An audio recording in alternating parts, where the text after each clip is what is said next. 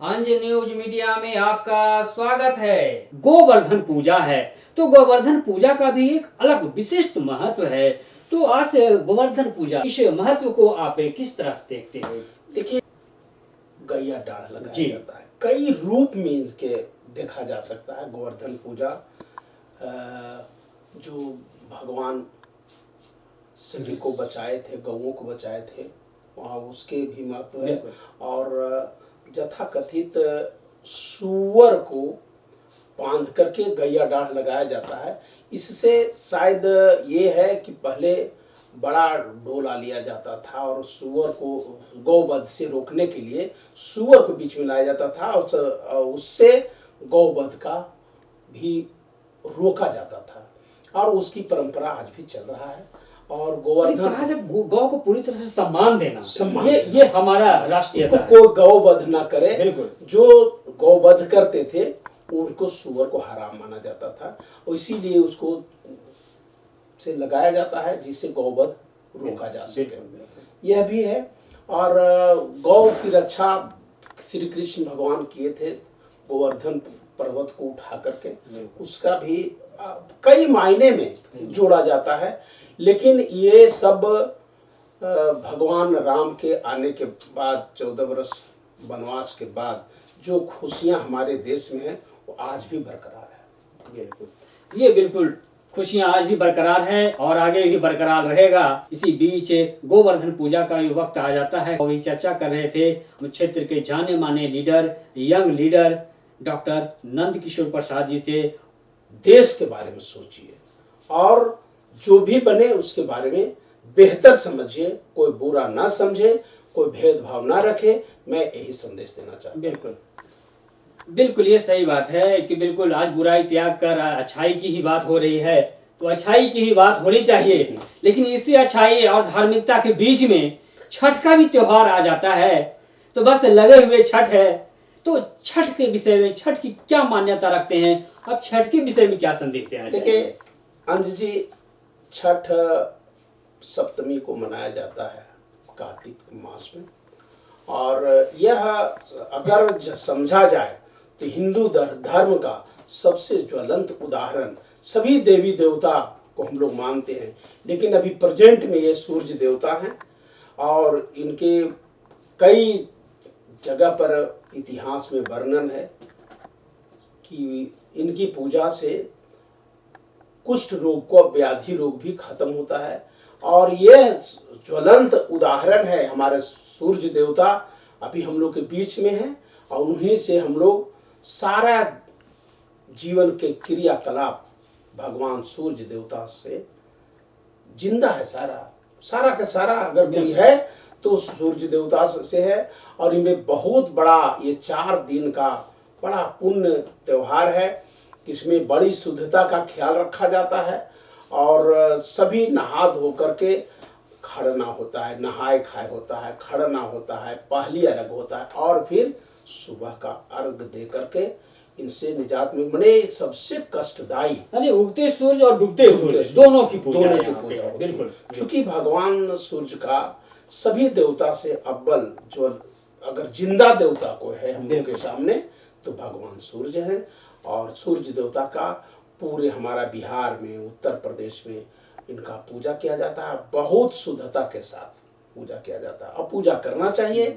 इससे बहुत सारे रोगों की मुक्ति मिलती है और बड़ी सद्भावना आता है। तो ऐसी भी जानकारी मिली है कि छठ पूजा में, छठ व्रत में आप बढ़ चढ़ भाग लेते हैं और उसकी पूरी तैयारी करते हैं। तो इस बार घाटों की साफ सफाई और तमाम चीजों की क्या तैयारी आप कर रखे हैं इस बार? देखिए हम लोग अब तो कुछ गली कुची में सुधार हुआ है। पूरा कीचड़ रहता था, हम लोग झाड़ू लेकर के अपने से गांव के लड़कों से मिलजुल करके साफ सफाई किया करते थे। आज भी हम लोग कर रहे हैं। और फिर हम लोग को तालाब है, आहर है, उसी पर जा करके जो बनता है परवैतियों के लिए कुछ न कुछ, कोई नारियल देते हैं, कोई छेना देते हैं, जो हम लोग से बन पाता है। हम लोग परवैती लोग को सेवा में हम लोग हाजिर रहते हैं। अब पूरा आने जाने में रास्ता को साफ करके पानी का छिड़काव करते हैं और उसमें सौंदर्यीकरण के लिए अबीर वगैरह रंगोली के जहाँ तहाँ लेकर के और सजावट करते सूरज हैं। भगवान हाँ। का चित्र भगवान बना सूरज बना का। करके, ताकि हमारे पर्वती महिलाएं हो या पुरुष हो सभी दंडवत भी करते हैं।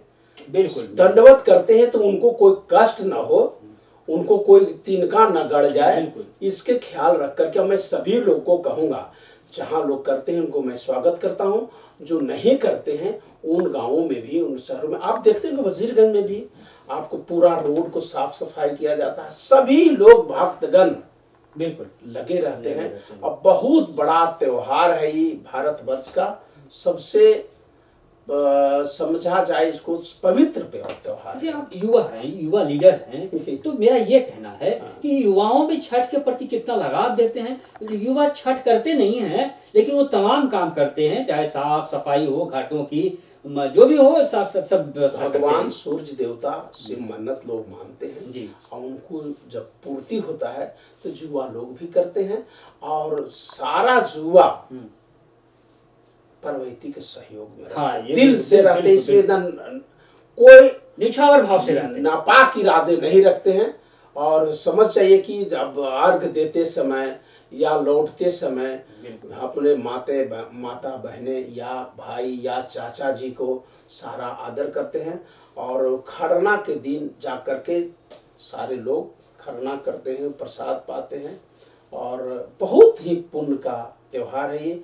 इसको वर्णन करना बड़ा कठिन है। तो आप लीडर आस्था का त्योहार तो है। आप लीडर हैं, अभी आपने इलाके का, तो आप लीडर हैं, तो लीडरशिप में अपने क्या देख रहे हैं, इस पर क्या तैयारी कर रखे हैं अपने इलाके में? नहीं, हम हर जगह जो जाते हैं, जैसे ये अभी हो रहा है, कल त्योहार खत्म होगा, उसके बाद सारा का सारा लोग जुट जाएंगे। बिल्कुल जुट जाएंगे छठ के लिए। छठ के लिए ये साल में 2 बार होता है, चैत में होता है और कार्तिक में होता है। तो इसमें भी बहुत से लोग लगे रहते हैं, और बिना कहे श्रद्धा पूर्वक अपने से लोग लगते हैं। बिल्कुल, ये बड़ी बात है, निष्ठा के साथ। बच्चा से लेकर के बड़े लोग लगे जाते हैं। झाड़ू लेकर के गली का साफ करना, जहाँ तक घाट होता है वहाँ सजावट करना, और कोई कष्ट न हो पर्वती लोग का, इस पर पूरा पूरा ख्याल रखते हैं। प्रशासन से लेकर मेरे गांव देहात के सारे लोग इस पर निष्ठापूर्वक काम करते हैं। लेकिन एक बार मैं कहूँगा भी, ये कोरोना काल चल रहा है, और इस वक्त में एक गाइडलाइन जारी हुआ है डीएम अभिषेक सिंह के द्वारा कि कोरोना काल चल रहा है, तो आप व्रतियों को ये बरतना चाहिए संयम कि घाट पर कम जाएं और अपने घरों में ही छठ करें। तो ये गाइडलाइन डीएम अभिषेक सिंह जी के द्वारा जारी किया गया है, तो इसको किस तरह से आप लेते हैं? देखिए, पिछले साल कोविड-19 के चलते छठ नहीं किया गया था, और जो लोग छठ किए थे घर में किए थे। लेकिन इस बार बहुत सुधार है, और लोग टीका भी ले चुके हैं। इससे देखिए इतना बड़ा आस्था है जी कि इसको रोकना बड़ा दूभर है। लेकिन मैं आग्रह करूंगा कि छठ व्रती दूर दूर अपना पलटा लगाएं, और दूरी मेंटेन करते हुए अपना अर्घ दें, ये मैं कहूँगा। और इसको घर में करना ये बड़ा इमरजेंसी में किया जा सकता है। कोई हम लोग को कहने से भी छठ व्रती मानने को तैयार नहीं है। मैं सभी छठ व्रतियों से और ग्रामीण से शहर इलाके के लोगों से मैं कहूँगा कि अपना पलटा दूर दूर पर करें और उसको दूरी मेंटेन करें, ये मैं आग्रह करूँगा। बिल्कुल, तो इन्होंने आग्रह किए हैं कि बिल्कुल अपने जो कोविड काल है उसका मेंटेन करते हुए छठ को करना चाहिए, और भक्तगण को भी इसका ख्याल रखना चाहिए। फिर छठ आने बस एक ही बार फिर मैं कहा कि शांति सौहार्द, और कहीं डीजे ना बजे, और कहीं अगर देखिए रामलीला होता है उसमें शांति पूर्वक अपना खेल देखें और दिखाएं, और सौहार्द रूप से अपना जिंदगी बिताएं। चर्चा में शामिल थे युवा लीडर डॉक्टर नंदकिशोर प्रसाद जी, जिनसे भी चर्चा ले रहे थे छठ पे। और लोगों को लगता है कि हमारा पिछले बार मैं जिला परिषद सदस्य था, लेकिन सदस्य था, इस बार जो हमारे साथी जीते हैं वो क्षेत्र का विकास करें, मैं उनको भी हार्दिक बधाई देना चाहता हूं। और कोई भी तरह का भेदभाव ना रखें, और मैं इसी चंद शब्दों के साथ मैं डॉक्टर नंदकिशोर प्रसाद, पूर्व जिला परिषद सदस्य वजीरगंज। तो इसके लिए आपको स्टूडियो में पहुंचने के लिए बहुत बहुत धन्यवाद। तो आज उनका जो संदेश हुआ वो संदेश जो है आपको जहन में उतारने की जरूरत है, जिससे कि पर्व खुशगवार होगा और छठ का जो महापर्व है वो भी बेहतरीन तरीके से बीतेगा। तमाम बधाइयों के साथ छठ और दीपावली की भरखचिया बधाई।